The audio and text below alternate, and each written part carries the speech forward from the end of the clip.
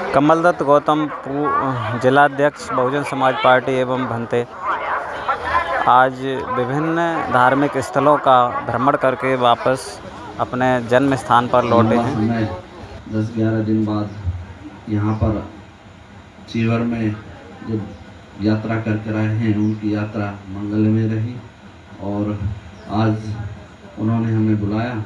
बड़ा सौभाग्य की बात है कि आज वो अपना चीवर भी जो धारण कर रहा था वो उसको आज उतारने का काम करेंगे और मैं यहाँ सभी साथी पहुँचे हैं, सभी का धन्यवाद करता हूँ। जय भीम, जय भारत। नमो बुद्धा। साथियों, जैसा कि अभी हमारे अध्यक्ष जी ने सारा कुछ बता दिया है, अपनी 10 दिन की यात्रा चीवर लिया हुआ है, तो हम तो यही चाहते हैं कि उनके जो बताए हुए रास्ते पे हमें चलना चाहिए, कोशिश करें और हर एक आदमी जा करके अपने बौद्ध धर्म को अपना करके और बाबा साहब की बात को माने। सभी को जय भीम, नमो बुद्धा। क्या है, सभी को ही करना चाहिए, हमको भी करना चाहिए और तभी उसी रास्ता पे चलेंगे तभी हम सत्ता भी रह पाएंगे। जय भीम, जय भारत। सभी साथियों के लिए मैं अभी तो एक दिन मुझे सेक्टर 3 में जो हमारा बौद्ध भवन है मेरा उसमें जाना हुआ और मुझे वहाँ भंते जी 2 थे, मैं उनका नाम तो मोबाइल नंबर देखा है जी। तो मुझे उन्होंने बैठा उनके पास काफ़ी देर मैंने उनसे बात की, उन्होंने मुझसे बात की, मैं समझा। तो मुझे लगता है कि हमारे समाज को तो कम से कम ये जो बाबा साहब बौद्ध धर्म में जाना चाहिए। हमारे लिए जो पाखंडवाद है, दिखावटी जो चीज़ें हैं वो हमारे लिए नहीं। मैं तो सभी अपने समाज के लोगों से अपील करूँगा कि इसमें ज़्यादातर जुड़ना चाहिए हमें और बाबा साहब के विचारों पर खुद भी चलें और लोगों को चलाएं, सिखाएं भी। सभी से को धन्यवाद।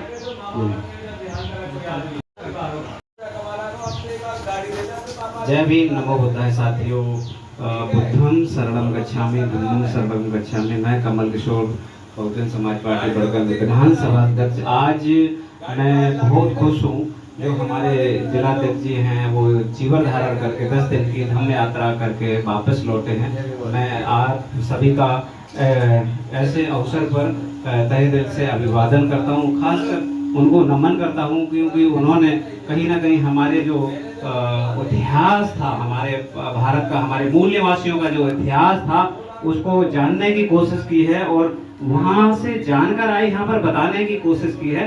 तो आज मैं थोड़ा सा ज़्यादा समय तो नहीं लूँगा, 2 मिनट ही लूँगा, क्योंकि मैं चाहता हूँ कि जो हमारे बच्चे हैं, जो हमारे समाज के लोग हैं, जो अपनी परंपरा भूल चुके हैं, वो क्या थे वो भूल चुके हैं, क्योंकि 3000 वर्षों तक मनुवादी व्यवस्था का शासनकाल रहा। हमारे इतिहास, हमारी शिक्षा, हमारे दिनचर्या, हमारा सब कुछ, खेत खलियान सब कुछ मिट्टी में मिला दिया और हमारे जो ऐतिहासिक हिस्टोरिकल प्लेस थे जो सम्राट अशोक जी ने बनाए थे उनको रात दिन मिटाया और 3000 वर्षों तक मिटाया, आज भी मिटाने की कोशिश में लगे हुए। तो आप लोगों को अपने बच्चों को तैयार करना है, अपने बच्चों को मजबूती देना है, अपने बच्चों को बाबा साहब के बारे में बताना है, डॉक्टर बाबा साहब के बारे में, उनकी जीवनी के बारे में बताना है ताकि उनके जैसे बने। महात्मा गौतम बुद्ध के बारे में बताना है, उनके जैसे बने। अम्बेडकर जी को तो बताना ही बताना है और साथ ही जो सम्राट अशोक जी के बारे में बताना है, क्योंकि उन्होंने जिस तरह से एक छत्र राज पूरे विश्व में कर दिया था, पूरे भारत को एक कड़ी में जोड़कर, जिससे पूरे दुनिया में एक दहशत थी उनके सम्राट अशोक के शासनकाल की। तो हमें बताना है कि और मायूस नहीं होना है, क्योंकि आप देख रहे हैं कि हम लोग आपस में, छोटे छोटे बच्चे घर में, परिवार में, एक बरादरी दूसरे बरादरी से झगड़ते रहते, क्योंकि इसके झगड़ने और इन सबको से निजात दिलाने के लिए जो अभी भंते जी ने बताया, पंचशील मार्ग, अष्टांगिक मार्ग, अगर आप पंचशील मार्ग और अष्टांगिक मार्ग ही अपना लें तो लड़ाई झगड़ा खत्म और जो नशे से दूर रहेंगे तो अपने स्वस्थ शरीर रहेगा, स्वस्थ शरीर रहेगा तो भली भांति आप अपने बिजनेस को, किसी भी काम को बड़ी भली भांति कर सकेंगे और अपने विरोधियों से भी लड़ सकेंगे। विरोधी है कौन? थोड़ी सी व्यवस्था है, हम धरतीवासी हैं, सब एक हैं, लेकिन थोड़ी अव्यवस्था के शिकार हो जाते हैं, एक दूसरे का छीनने में लगते हैं, लेकिन वो छीना हुआ फलीभूत होता नहीं है, वो कहीं ना कहीं अपना भी नुकसान होता है और दूसरे का भी होता है। तो जो कमा के खाएं, मेहनत करके खाएं या मिल बांट के खाएं, एक दूसरे से नहीं है तो एक दूसरे से मांग लें, लेकिन वो भी शोआइब खान और उसकी तरह से, और उसको भी कहीं ना कहीं आगे अपने समय पर मेहनत करके फिर भी उसको वापस करने की कोशिश करें, क्योंकि जितना हम प्रकृति को वापस करेंगे उतना ही हमें आगे मिलेगा। तो बाकी हमारे जो यहाँ पर लोकसभा प्रभारी जी हैं, मूर्ति राम जी हैं, पूर्व जिलाध्यक्ष जी हैं, और सभी लोग हमारे जो यहाँ पर NIT विधानसभा अध्यक्ष जी और प्रभारी जी भी हैं, सभी का अभिवादन, साधुवाद, जय भीम, नमो बुद्धाय। आज भंते जी के जो उन्होंने चीवर लिया था और इस चीवर को लेने के बाद इन्होंने यात्रा का जो मार्गदर्शन किया, सारे साथी भंते जी की बातों से इतने प्रभावित हुए, क्योंकि मैं चश्मदीद गवाह हूँ। मैंने ही भंते जी को कहा था कि भंते जी एक यात्रा जा रही है और शायद हमारी यात्रा में कोई ऐसा विस्तार से बताने वाला व्यक्ति नहीं है, जो जिन जगह पर हम जा रहे हैं उन जगहों का कोई ना कोई तो हिस्ट्री होगी, उन सभी हिस्ट्रियों को आप लोग जानते हैं, तो आप ऐसा करें, आप उस यात्रा में चलें। और अगर हो सके तो, क्योंकि एक भंते का अगर साथ में दर्शन हो जाता है लोगों को, तो सारी टीम, जैसे एक बारात में दूल्हा होता है ना, फिर बाकी बेफिक्र हो जाते हैं।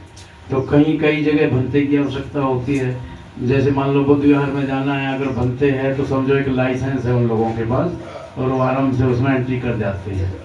तो इसी तरीके से भंते जी ने पूरी यात्रा में 10 दिन का था, 12 दिन में वापस हम लोग आए, और ऐसी शायद बता दिया होगा सारा, जहाँ मुझे दोबारा बताने की जरूरत नहीं है।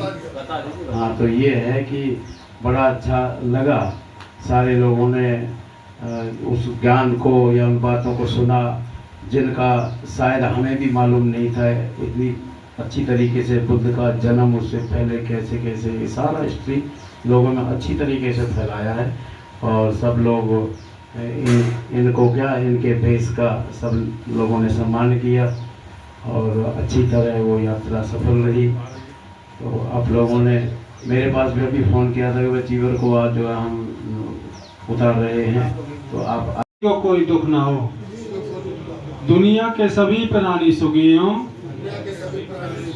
सभी का कल्याण हो, सभी को कल्याण का मार्ग मिले, किसी को कोई दुख ना हो। दुनिया के सभी प्राणी सुखी हों, सभी का कल्याण हो, सभी को कल्याण का मार्ग मिले, किसी को कोई दुख ना हो। साधु साधु साधु। नमामि धम्मं नमामि संघं नमामि। 3 बार भंते जी को भी नमन करेंगे। बुद्धं नमामि धम्मं नमामि संघं नमामि। भवतु सब मंगल, सबका मंगल हो।